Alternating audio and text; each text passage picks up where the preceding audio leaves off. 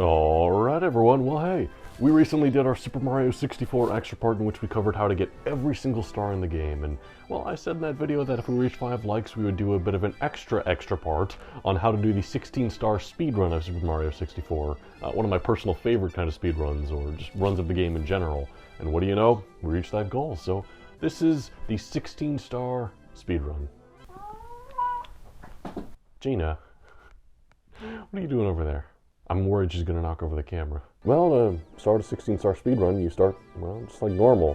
You know, you start up a new save file, you gotta collect 8 stars before you can get to the first Bowser fight. And those 8 stars, it's imperative you pick ones that you're particularly good at and you can do particularly fast. Obviously, as a speedrun, that's kind of the point. Most people I know typically get behind Chain Chomp's Gate on Bob-omb Battlefield, since it's the quickest and easiest one.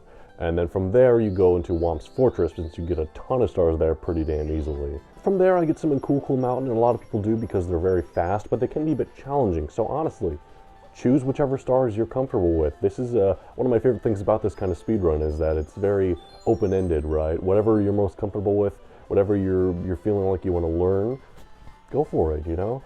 Obviously, if you're trying to go for world records, this may not be the video for you.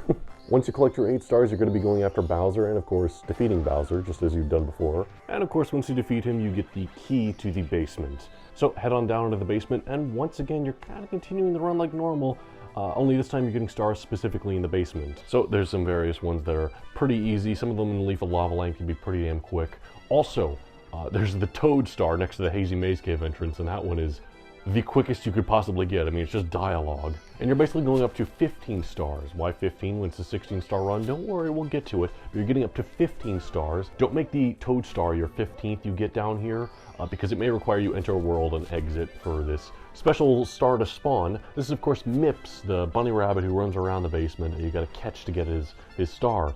Now, in this case, we're not after Mips' star, we're after Mips himself. You see, this rabbit is a walking door key. After you manage to catch Mips, don't bother collecting his star, just pick that little rabbit up and bring him down to the door. While holding Mips, you're going to approach the edge of the door back out to where Dire Docks and Bowser are, and you're going to be kind of just like placing Mips down, which somehow clips Mario through the door. But you'll notice if you touch the analog stick, Mario instantly goes in or out of the door. So what you have to do is actually hold Z and crawl to turn around, because this way you don't actually open the door, and then pick Mips up, turn around, drop him off on the other side of the door, and then go through. There is some difficulty with being able to pick Mips up again after having glitched through the door, because he's just out of reach sometimes, so it's really about the angle of how you approach. It can be a bit tricky, and don't be surprised if this takes you a few tries. But now, of course, we have another door we gotta do this at, the door leading to Dire Docks, because this normally requires 30 stars, but we can use Mips the rabbit to clip through this door as well.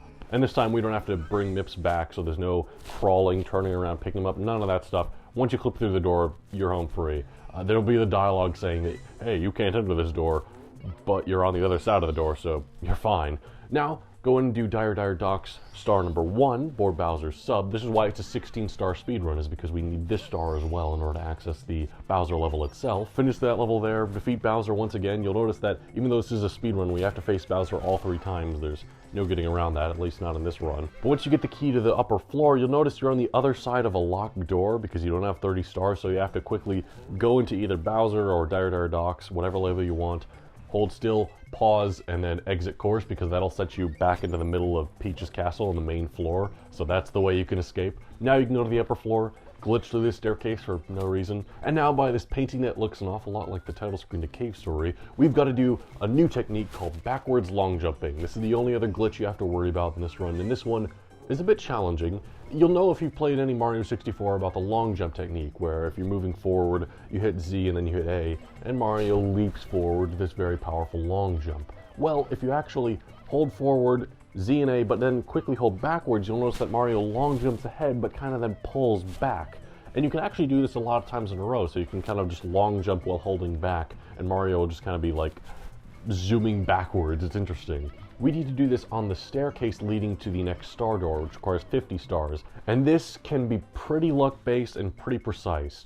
Once you're backwards long jumping, you need to mash the hell out of the A button and hope that Mario kind of glitches himself into the step. And it's based on your angle of where you hit the steps. If Mario kind of hits that step just perfectly, then he'll kind of mash himself into it. And you'll notice as Mario's voice becomes all warbled from all the jump sound effects that he's getting stuck and he's about to zoom forward, or backward, I guess. So it's a little bit luck-based. I'm not a huge fan of this technique, honestly, and it varies how long it takes for even someone like me who's done this many, many times before. But also in this case, it's important to note that you need to be straightforward and in the center of the staircase. You can't be at an angle or to the side because this is just trying to break through this door here, but there are some walls to the side that you can't get through. Or maybe you can and you just glitch into purgatory, but I don't want to find out. But once you get through that door, you're mashing A like your life depends on it. You're now in the upper part of Peach's castle where Tick-Tock Clock and Rainbow Ride and all that stuff is. And here we have another star door, which is 70 stars this time. And you may wonder, wait a minute, we don't have 70 stars and there's no staircase or Mips Rabbit or anything. How are we going to get past this door? Well, they let you through, and then there's the endless staircase. That's the main obstacle. We're just going to backwards long jump up that as well. Here you also have as much staircase as you need to work with, and you can do pretty much any angle, so it's a bit easier here, but again, it's kind of luck-based. But you once again need to do backwards long jumps, holding Z, holding back, and mashing the hell out of A. Again, pay attention to how Mario reacts to the step he lands on. If he starts glitching out and his voice gets all funny, that's a good sign. But once you make it all the way up, you have to face Bowser in the sky, complete that, and there you go. You just finished Super Mario 64 with only 16 stars to show for it. I love that there's something like this is even possible. Obviously it's not intentional, but it's still pretty great. Oh, I should note also, if you're playing this in the Mario 3D All-Stars collection, I don't believe this glitch is possible. I think they took that kind of exploit out, backwards long jumping that is. Also, this is just the cusp of Super Mario 64 speedrunning. This is how I like speedrunning the game, and this is the most common way that beginners can get into it. But boy, there are some crazy things I don't even... But to answer that, we need to talk about parallel universes. But that's it for my extra part of Super Mario 64 of how to do the 16-star speedrun. I hope you enjoyed. I hope you found it useful. There will be another extra part on my channel this month, or maybe early next month, depending on when I get around to editing it. We'll see. With all that said and done, thanks so much for watching, as always, and have yourself a very good day. Take care. Thank you so much for playing my game.